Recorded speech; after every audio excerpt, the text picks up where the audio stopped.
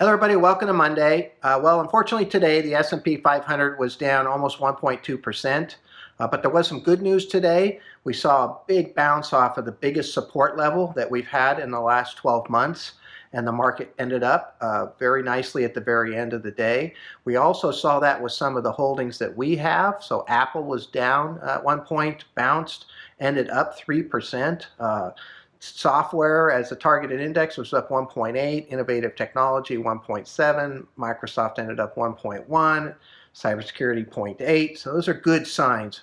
I think we have some volatility in our future because we have broken through some of these, support levels. They now become resistance. We've got to break back through them, combined with obviously the political environment and all the other things that are happening here, even with the virus in Europe and what have you. So lots of things for the market to think about, but I'm pretty happy with some of the results.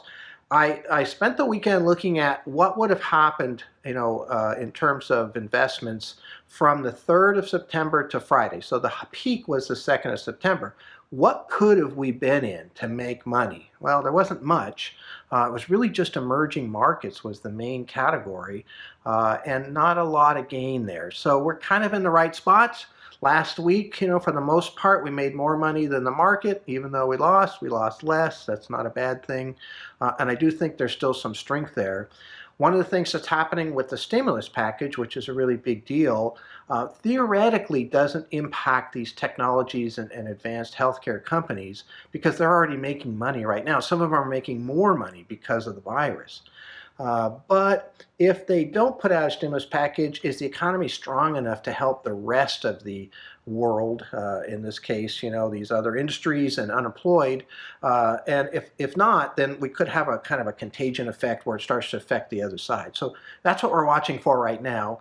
We did see some deterioration on the weekly data, really for the first time for the S&P 500 this week. So something to watch for, and we're prepared for those things as far as that goes.